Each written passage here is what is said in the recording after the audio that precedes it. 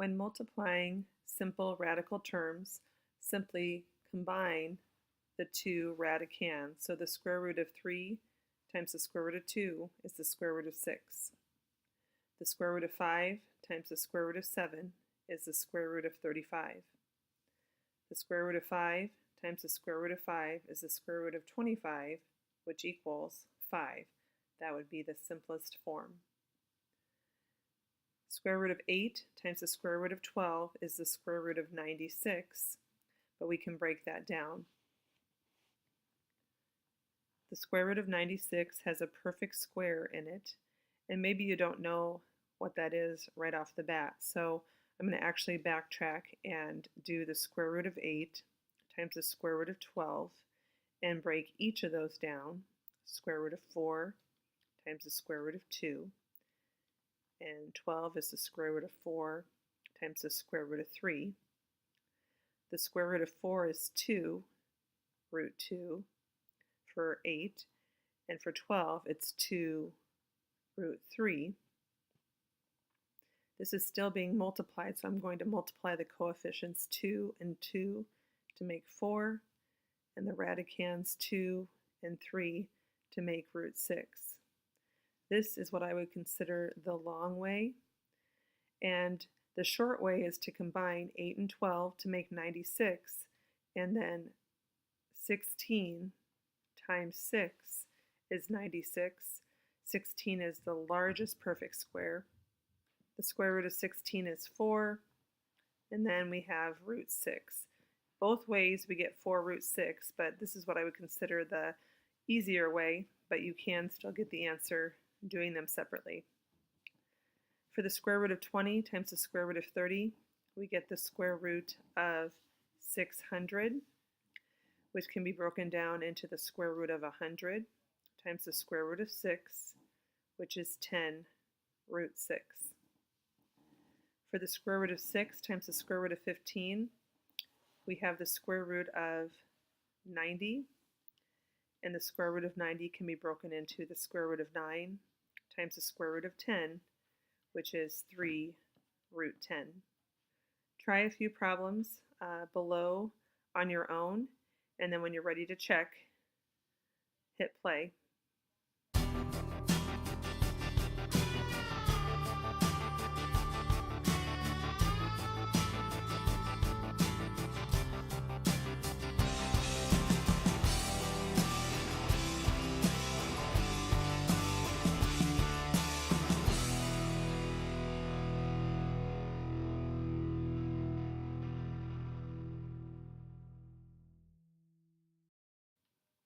For letter D, there's a couple of different things to note. You can combine 13 and 52 to make 686, but that's not a perfect square that I have memorized. But you can break 52 into the square root of 4 times the square root of 13. 4 times 13 is 52.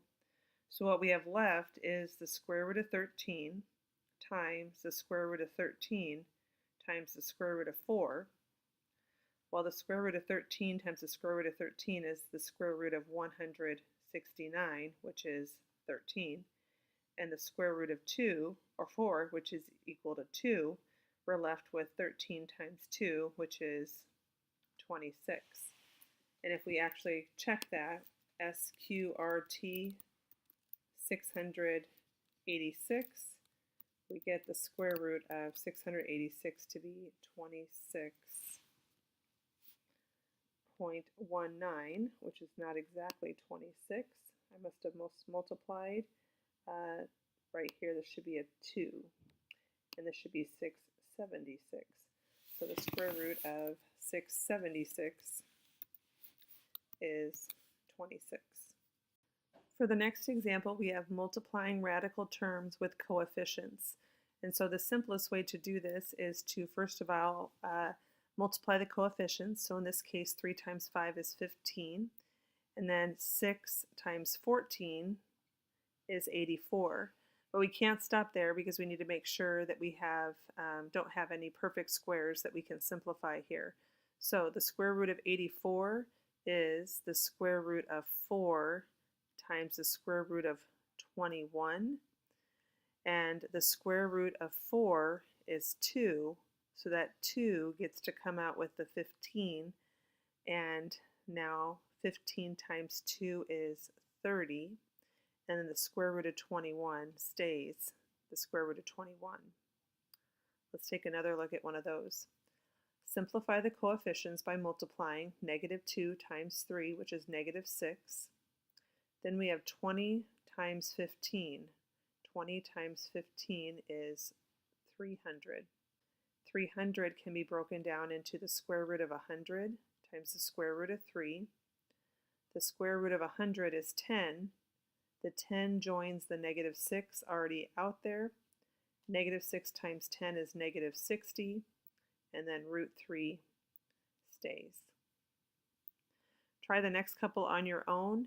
If you need to go through them step by step, you can also watch the video, but try at least to do a couple on your own.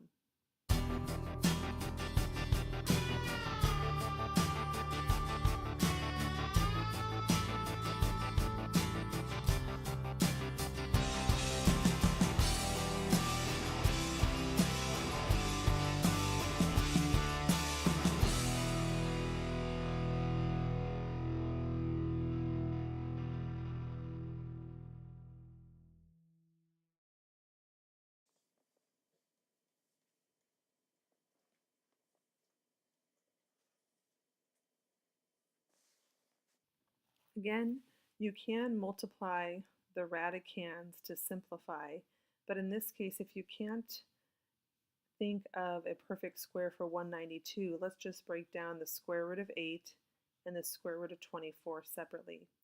The square root of 8 is the square root of 4 times the square root of 2, which is 2 root 2. That's one you should just take to memory. 24 is the square root of 4 times the square root of 6, which is 2 root 6. Then we have this 2 and this 2 to multiply, and we get 4 root 2 times 6 is 12. But then we have a perfect square in 12, which is the square root of 4 times the square root of 3, which is 2 root 3.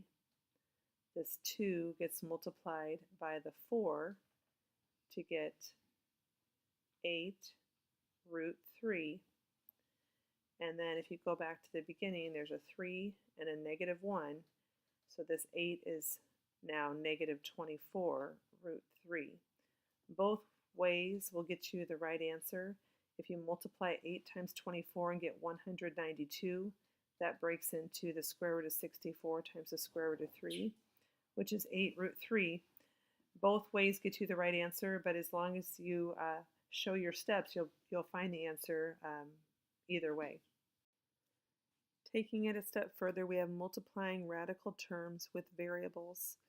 So we're still going to take the coefficients, in this case 3 and 4, to get 12, and the radicands 2a times 10a, which is 20a squared. Now for the simplifying. 20 can be broken down into the square root of 4 times the square root of 5, which is 2 root 5. The 2 gets multiplied by the 12 to be 24 root 5. And then finally there's 2 a's. Okay, think of that as the same thing as a times a, the square root of a times a. It's not any different than the square root of 5 times 5, or the square root of 7 times 7, or the square root of 8 times 8. The square root of 5 times 5 is 25, which is 5. The square root of 7 times 7 is 49, which is 7.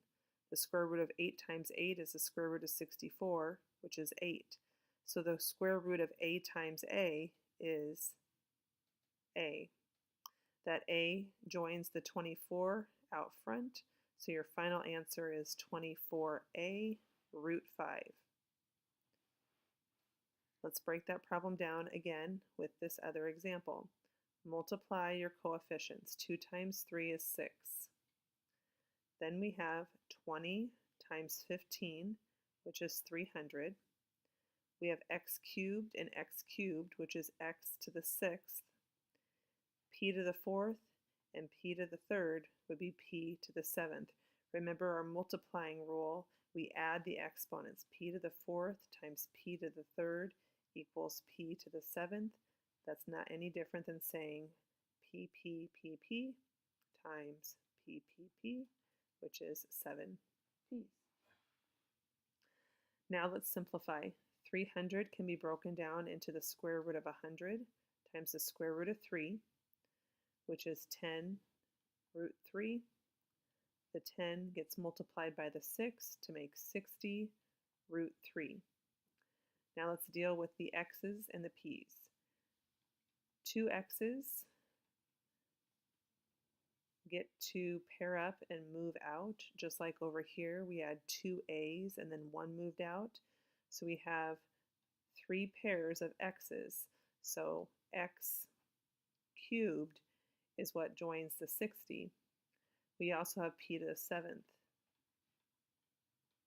We have an odd number, so p to the 3rd comes out with the 60 and the x cubed, but there's a leftover p that stays in the radical sign. 60x cubed, p cubed, radical 3p is the answer for this one. Try to get started on A, B, and C on your own, and if you need help, press play to watch, but I think you can get started by at least starting with the coefficients and then multiplying what's under the radical sign. And if you get stuck there, that's fine, but at least try to attempt the problems before just watching the solutions.